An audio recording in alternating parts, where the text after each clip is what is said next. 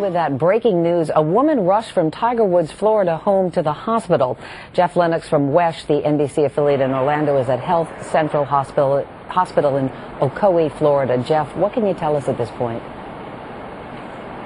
Well, Meredith, that 911 call came into dispatchers around 2:36 this morning. The call apparently placed from Tiger Woods' exclusive Isleworth home here in Central Florida. Now, we have some video of this woman that was transported to Health Central in Ocoee, a hospital here in Central Florida. Now, according to the early reports, the late-breaking reports that we are getting in all this, that phone call came in about a woman who was apparently in distress at Tiger Woods' home. Now, if we look at that call log, it says at first that the patient refused service.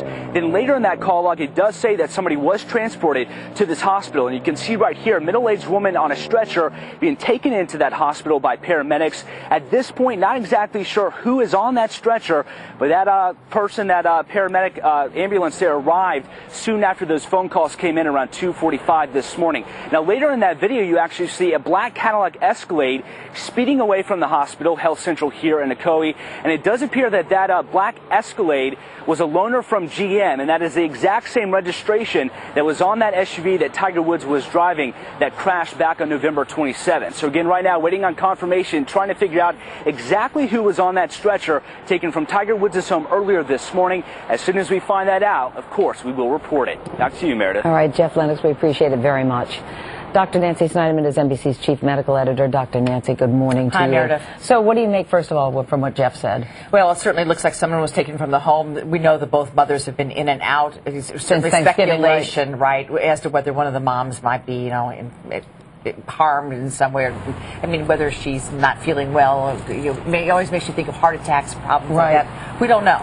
But certainly at the hospital will be observed, and we'll find out more later today. Let me talk to you about the radio log. It shows adult female was transported to Health Central Hospital. Right. Log shows a patient refusal, then an advanced life support now, I looked patient. at that. What does that mean? Well, I'm not so sure that's not three people. I looked at that and thought perhaps the log just means one person refused, another call went out for this, another call was an advanced life support. That's just the log of the calls coming in. It might not all pertain to just one to this person. Pickup, right? Okay. Let's turn to Tiger Woods for himself and what happened that night after the accident when he went to the hospital. There was a request for a subpoena of Woods' blood taken at the hospital after the accident. Shows that he had consumed alcohol that day. Also was taking prescription medications, including sleeping pill Ambien and the painkiller Vicodin. You can combine all those three. What are the possible results? So anytime you take a narcotic and a sleeping pill and alcohol, they're all suppressants, and they can cause you to not breathe as well. So the neighbor who reported the snoring, what you may have heard instead was not snoring, but the airway just slowly getting a little mushy and obstructing, and that can sound sort of like when you have a deep snoring in your deep sleep. So the fact that he was taken from the ambulance, from the site, to the intensive care unit probably had not so much to do with the status of his health more than it did security. They could make sure there weren't visitors. They could attend to him. If they had to put a breathing tube down him, they could. They could tend to the lacerations of his face. But one thing I will tell you is that in any situation like that, doctors will pull blood and urine for what we call a tox screen. Everything from alcohol to all kinds of medications, because it's just good medicine. Now, the legal ramifications of who has the right to get that, usually it's a doctor and his patient, and it's confidential.